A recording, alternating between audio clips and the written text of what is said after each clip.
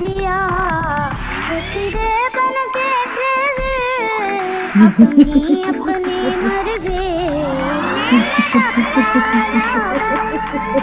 मैंने तेरे पीछे भागा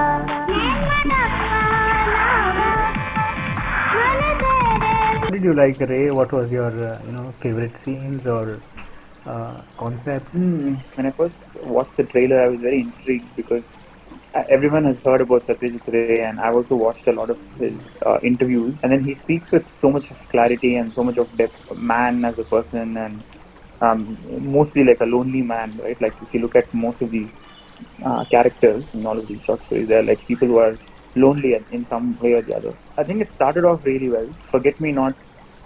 I think we should discuss probably episode Yes, yes.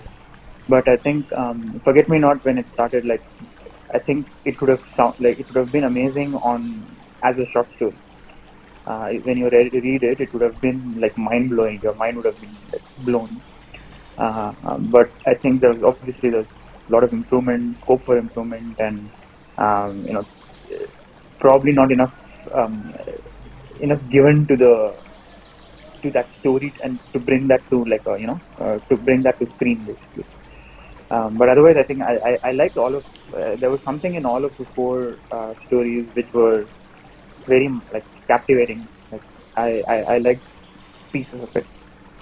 But I think my favorite would be, in terms of concept, I think it would be the Forget Me Not, because I like thinking about memory and how thinking about that psychologically, how that plays in your mind repeatedly.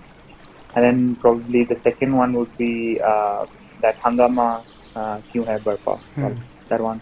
That was like it's like I think that one was pretty easy, but simple, but it was funny, and it had the right anecdote. I think you didn't like the one where KK is there.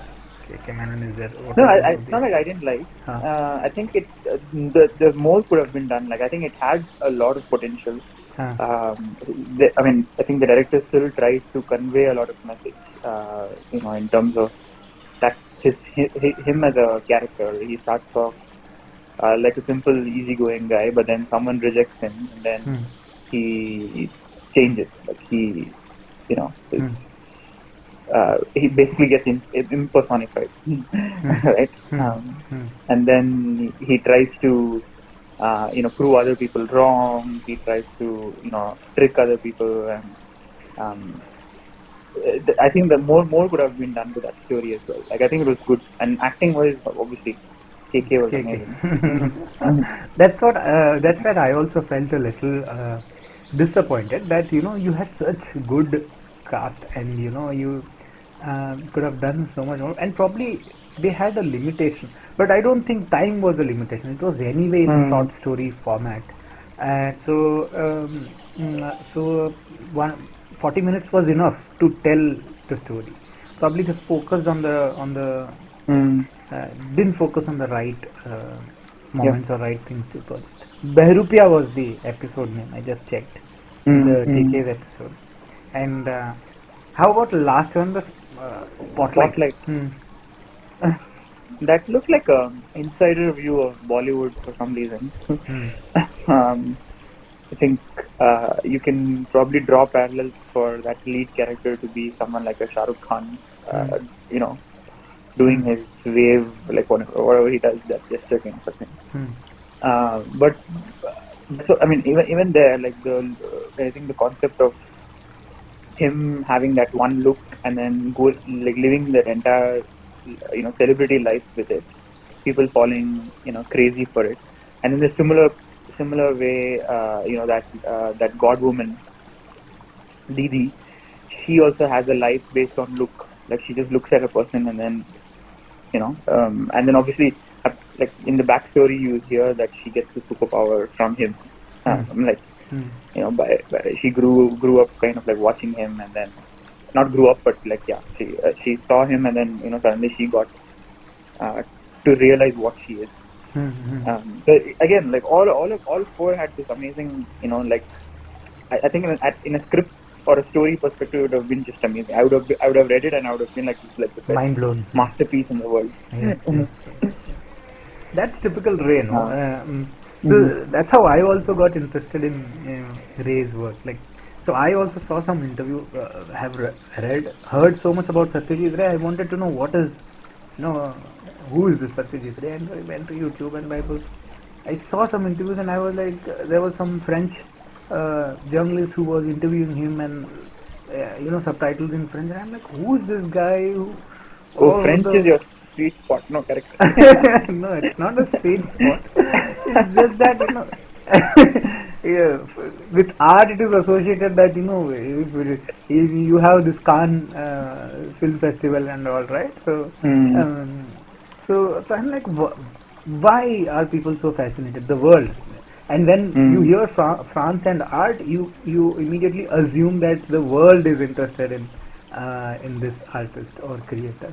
So I was like, why is he so famous, or by what is it that people are so attracted to him? And then I listened to his interviews, and he is so, I mean, almost like in his 60s.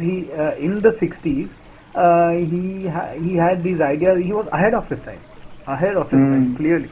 And the way he talks about how it is difficult to get technicians in Kolkata, because it is not as easy as Bombay. Even then the same problems were there. It was easy to find cameraman or cinematographer, or for any technician in Bombay. But if you are in Kolkata, you are limited by resources, and still you manage to give masterpieces and sequence. I mean, one after the other. And that I don't know how he did it, but he did it. And even that interview where this French journalist is taking his interview, is in his some office where there are files here and there, and it looks like a sarkari office. And so from the looks of it appears as if this guy is a nobody, who when I want to but then he starts speaking, and then you realize, oh my God, he's a genius. He's a genius. Now look at it. People after 50 years are working on his stories, are discussing about his work. And so I have his old movie collection, some 10, 11 movies. Yeah. I haven't watched it yet. It has subtitles, but I want to watch it with few Bengali friends, like 3 or 4 Bengali friends so that if there are some cultural nuances, I don't miss it. At the end of the watching session, we discuss what is it, why did this happen, or something like that. So I think there's a video where even Martin Scorsese was, like, when he was collecting an award, he mentioned about Satyajit Ray, saying he got inspired from him, from Pather Panchali. Pather Panchali is one of the Aapko trilogy movie, I think. There is a trilogy. Maybe. I've heard.